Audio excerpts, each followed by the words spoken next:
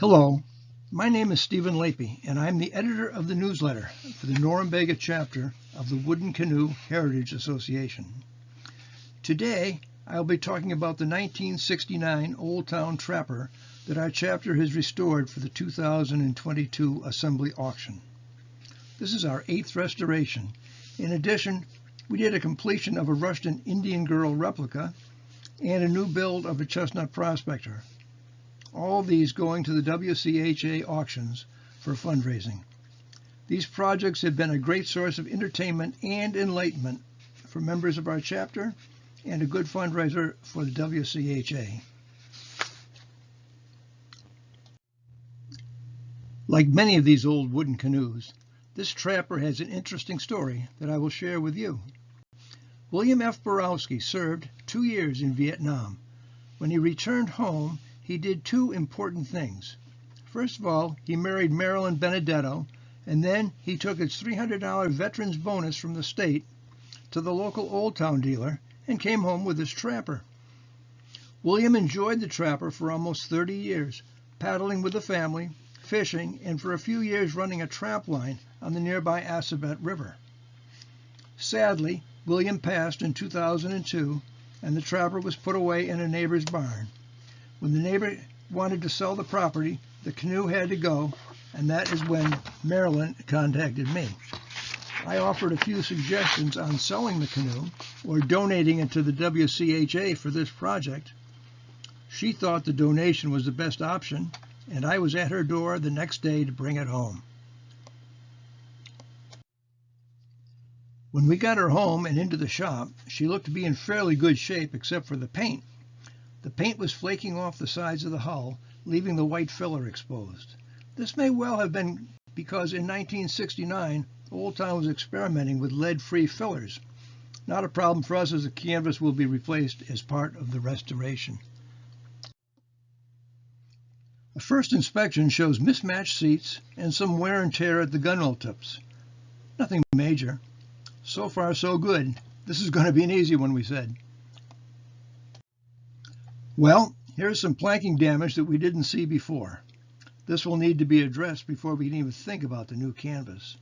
In addition, one of the outwales had a nasty gouge near amidships. We thought about patching in some mahogany for a repair, but in the end, we chose to run off a new set of outwales. This is something I have not seen before on an Old Town. The keel was attached at each rib. It appears that it came from the factory this way, as the screws and cup washers all match. In the restoration, we chose to keep things the way we found them. Since we didn't plan on getting into this project immediately, it needed to be stored someplace for a while. Fortunately, Benson Gray had room in his garage for it, and I trucked it up to southern Maine, where I passed it off to Benson. He took it home to rest for almost a year. Old Town seats from the earliest days up to about 1940 were all hand caned. Between 1940 and 1970, they went with the machine-woven cane, the cane installed in the frames with square corners, as these are on the screen. After 1970 and up to the present time, the cane is installed with the rounded corners. This canoe arrived with a stern seat with the square corners and a bow seat with the round corners. I've not been able to determine if it came that way, or more likely the bow seat may have been damaged at some time and was replaced with a new one. Either way, we felt they should match. We could have made a new bow seat and just recaned the stern seat, but chances of getting the old and the new to look right would be pretty tough. The other choice that we went with was to make up a pair of matching seats made in the pattern of the original stern seat. Here we see Norumbega volunteers, Steve Hodge, Paul Cheros, Bob Gorman, and Chuck Casaboom, on the day we glued up a repair on the stern stem. This is our version of a stem repair. We use a scarf joint with a thin backing strap, all held together with epoxy glue. We found this to be the fastest and easiest way to make these splices. At another shop session, we had Barry Goldberg, Chuck Casaboom, and Jeff Morrill on hand to install 2 replacement ribs. Here you can see that there was a little more replacement planking than we had expected, but it's all good now. Here we are with 2 new ribs in place. These 2 near the bow of the canoe were the only ones that were damaged. There's going to have to be some creative staining needed to get this new wood to match the old. Like every good restoration, we re-clinched every tack in the hull. In this picture, we see Stuart Fall and Chuck Cossaboom watch as Barry Goldberg swings the hammer and I hold the clinching iron. The hull is now ready for canvas. The 2 new ribs are in place, and we have 12 or more feet of new Western red cedar planking, all stained to match the original wood.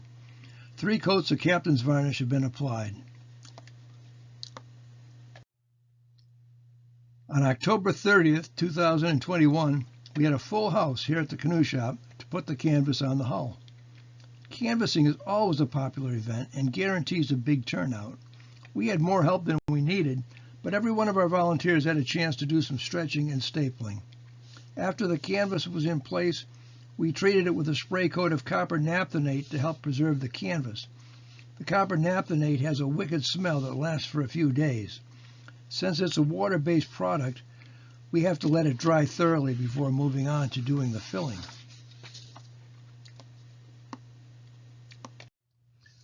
One week later, on November 6th, a smaller crew showed up to apply the filler. Here we have Stuart Fall, Chuck Cossaboom, Doug Dio, Jeff Morrill, Mike Parr, and Greg O'Brien relaxing after rubbing in the filler.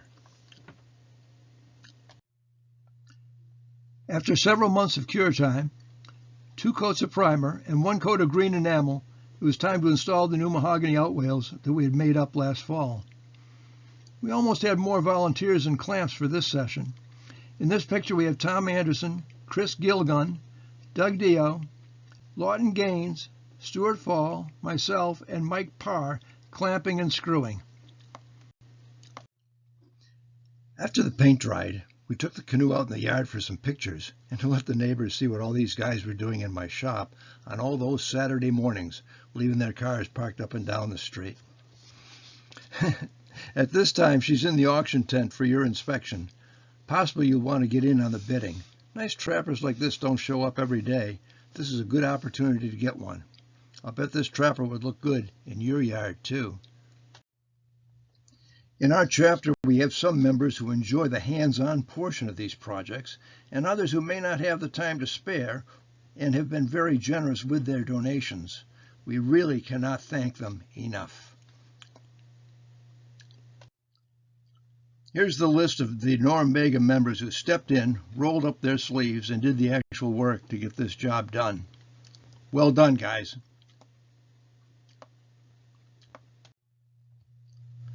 Well, that's it for this presentation. I hope you weren't bored to tears. As they say in baseball, wait till next year. We've been gifted a Charles River cording canoe from an unknown maker, and when we get back home, this is what's going to be next in line for the Norumbega chapter.